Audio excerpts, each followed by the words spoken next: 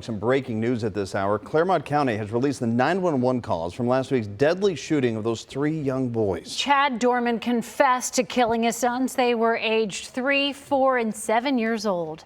WCPO 9 News anchor Brett Bagansky is live in studio with us. Brett, now one of the people who called thought she was going to get shot too. It certainly was, and you could hear how scared she was. And she called 911 saying she saw a girl running down the street saying her stepfather was killing everyone in the house. She later told 911 she wanted that girl to get in the car with her, but the teenager said, "I can't leave my family." And we'd later find out she's the only child to survive the shooting from last Thursday after Chad Dorman admitted to shooting and killing his 3 sons execution style outside of their home Thursday in Monroe Township. The stepdaughter ran to the fire department to get help. Do you see anything from the house? So I drove down the road a little bit, so I was afraid that I was going to get shot myself since I interacted with her face to face. So I'm just about maybe 3 houses down. But she's waiting at the corner. I don't know what she's doing, but I kind of still see her in the corner.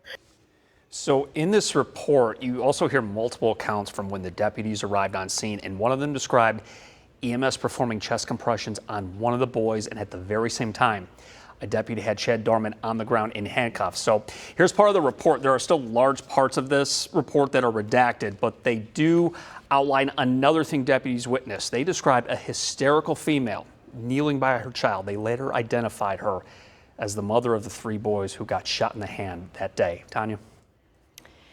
All right, thank you, Brett. Now tonight at 6, we are hearing from the baseball and softball coaches who coached the Dorman boys and their sister. That's right. WCPO 9 News reporter Jessica Hart joins us live right now from the fields where those boys used to play. Jessica.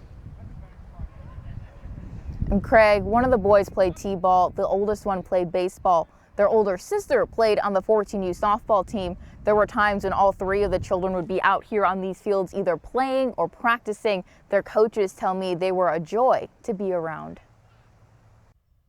In New Richmond, Ohio, it's that small town feel. the people who live here feel each other's pain. They're always there wrapping their arms around everyone when there's a tragedy. Tragedy hit the small town last week. 32-year-old Chad Dorman confessed to killing his 3 sons, aged 3, 4, and 7. And they're just devastated, and they're trying to heal, but that's going to be a very long process. For the 2 eldest boys and their older sister, these fields felt like a second home. He just liked hitting. Tony Brock coached the 4-year-old in t-ball. Number 7, he was a funny kid. He always liked to joke around, kind of like his older brother. He would always, give you dirty looks. We'd play little games. Messing around like his big brother. There would be times where in the middle of the game, in between pitches, he'd pick up a little bit of dirt and throw it at the umpire.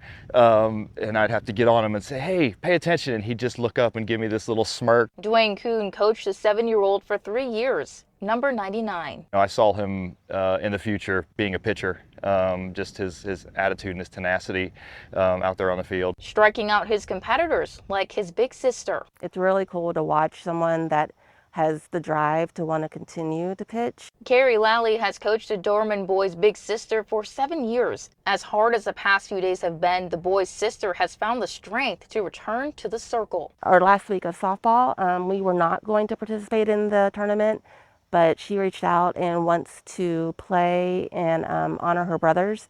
So we're making it happen, and we will be playing in the tournament this weekend. Playing for her 3 brothers as they watch from above. The New Richmond Youth Sports Association is working on a permanent memorial to honor the 3 Dorman boys. They also are selling these t-shirts to support the family. They say all of the proceeds will go to the boys' mother and sister. If you order a t-shirt by 8 p.m. tonight, you'll have it in time for the memorial event on Sunday. We'll post that information on our website at WCPO.com. Live in New Richmond, Jessica Hart, WCPO 9 News. All right.